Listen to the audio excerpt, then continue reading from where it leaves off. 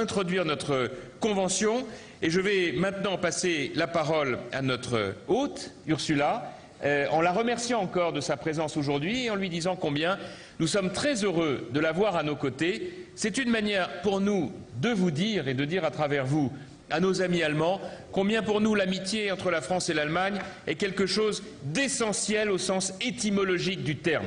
Nos deux pays ont tellement souffert.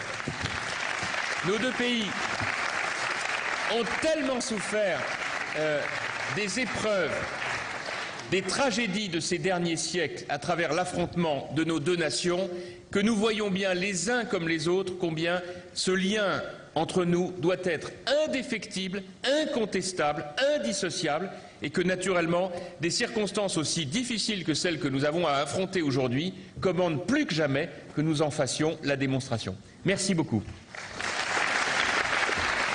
Merci Jean-François Copé. Nous accueillons Ursula von der Leyen, qui est ministre allemand du Travail et des Affaires sociales, en même temps que Gérard Longuet qui nous rejoint sur scène. Oui, merci, cher Jean-François Copé, cher Alain Juppé, cher Bruno Le Maire, mesdames et messieurs les ministres, mesdames et messieurs les parlementaires, chers co-européens, chères mesdames et messieurs. C'est un très grand honneur pour moi d'être ici aujourd'hui à votre Convention nationale à Paris. Et tout d'abord, j'ai le plaisir de vous transmettre les salutations de la présidente de notre parti, Angela Merkel.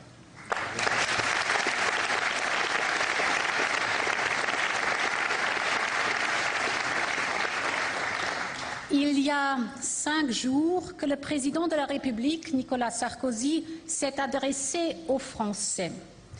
Il s'est adressé aux Français sur la crise de la dette. Il a dit qui frappe l'Europe de plein fouet. Et ces derniers mois, ces dernières semaines, l'Europe a traversé des tempêtes relâchées par une méfiance contre l'avenir de l'Europe. Mes chères dames et messieurs, chers amis, cette crise est grave et elle va durer. Mais nous y avons résisté parce qu'une grande amitié a tenu. Cette amitié porte un nom, c'est l'amitié franco-allemande. Et nous pouvons être reconnaissants et fiers de cette amitié.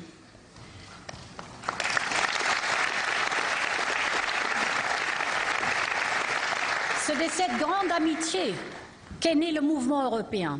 C'était le projet de nos parents, c'était le projet des grands Européens, Schuman et Monnet, De Gaulle et Adenauer, Giscard d'Estaing et Kohl. Et aujourd'hui, c'est le projet de Nicolas Sarkozy et Angela Merkel. Il est de notre devoir, dans notre génération, de ne pas gâcher ce projet. La France et l'Allemagne, ce sont, pour ainsi dire, les ventricules de l'Union européenne.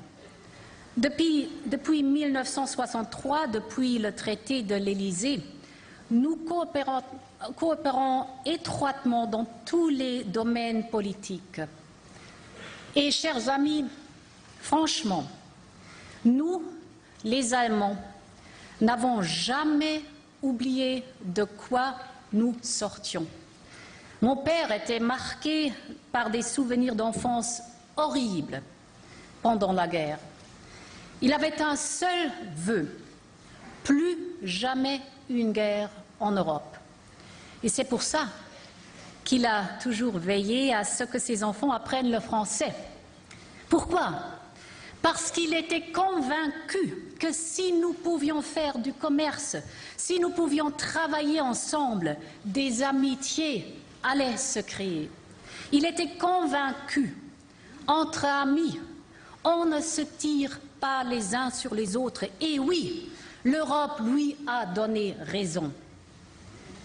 La coopération franco-allemande, chers amis, est unique au monde.